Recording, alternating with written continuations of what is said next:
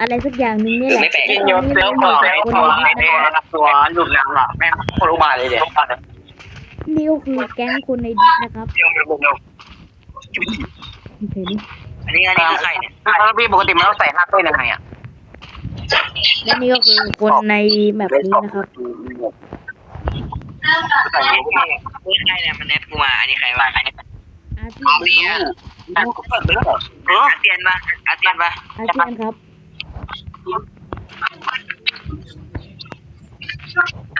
นี่ไว้กูเล่นกูเล่นตัวละครฮอนไปกับปี้เลยกับปี้เลยกับปี้กับปี้ตลอดเลยว่า กับพี่ อย่าพี่นิดเดียว วัด นิดเดียวไม่นิดเดียวเลือด777 เราไปทำเควสกันดีกว่า ก็ตายตาข้าง นี่คือ แม่ เย่ แต่เราก็ไม่อาจจะตายได้กินเว้ยวันนี้เฮ้ยกูไม่แบบนี้เขาเอามาสมจริงเลยสมจริงมากๆเหมือนของกระต่าย แปดสาม พี่บอยฮะกระต่ายบ้าข้างจังหวะนี้ตรงนี้นี่นะจังหวะกระต่ายรถสีแดงใคร สามสาม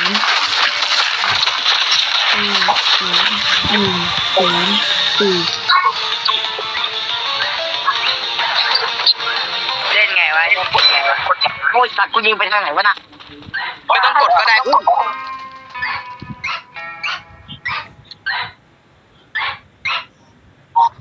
เยี่ยมผมชายคนผ่าสวยอะไรยังไม่รู้ที่การเพลงพวกต่อของวังเลยเนี่ยยศพัฒกันเนี่ย ได้เวลาตามหาภารกิจต่อไป รอบสี่ฮะ และภารกิจในวันนี้ ผมจะต้องชนะ2 รอบ แบบไม่ตาย อันนี้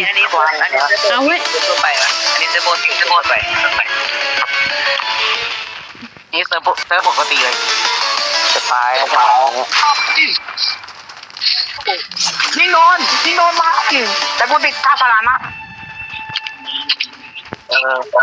ด้อยู่แล้วนี่ใครเนี่ยถ้ามีคือเลยนะ อาเซียนครับ ทำไม โอ้ no กัปปี้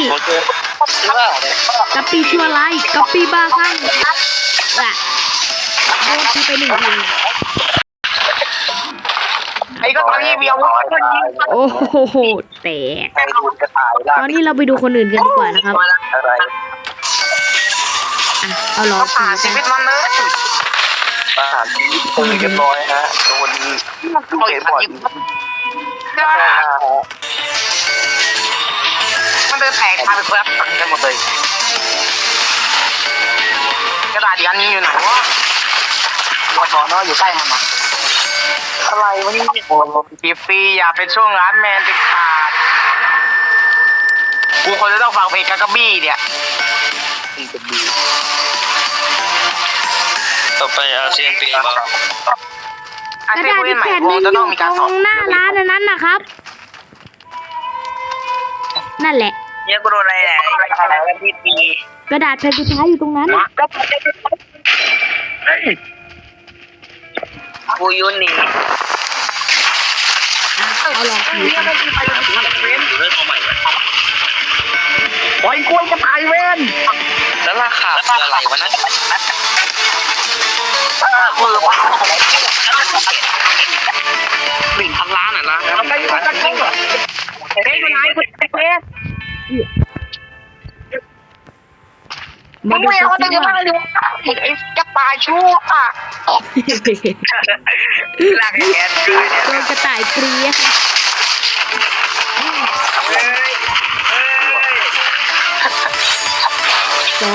1อ่ะเราเอาหลอกผี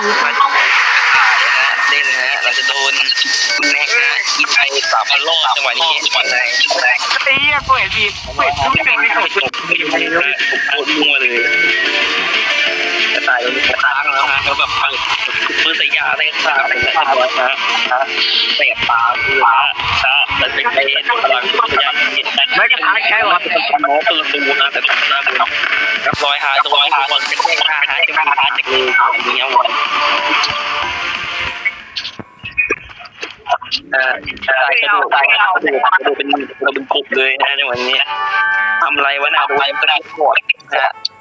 เรียบร้อยนะแต่ก็ได้แต่ขาแล้วก็แล้วก็โดนด่าเป็นการเอามาพูด การต่อสู้ที่ดี เอาไม่ไหวโดนแค่หลอดที่จับยืดแต่ต้องแหกปากนะปากแน่นมากโอ้ตอนนี้เขาตายแก่ตาแล้วยาไปแก่ตาคนตายโดนบาดแผลเรียบร้อยฮะหัวเท้าผมน้อง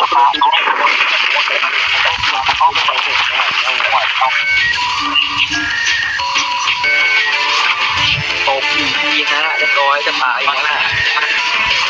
ตอนนี้เขาจะผ่าแล้วเรียบร้อยโดนขึ้นไปตอนนี้แพ้โซฟี่เป็น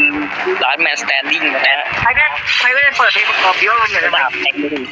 เรียบร้อยจะถ่ายขาบอดของข้าง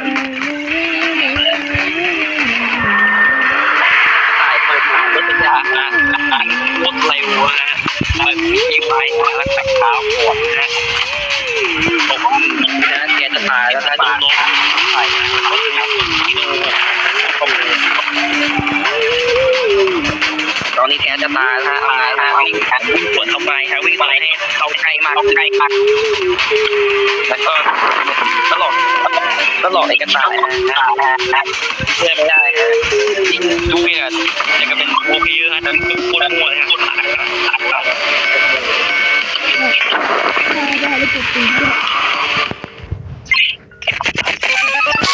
ได้มา900 บาทก่อนแค่นี้เก็บพูด ไปเสียงนะครับบ๊ายบาย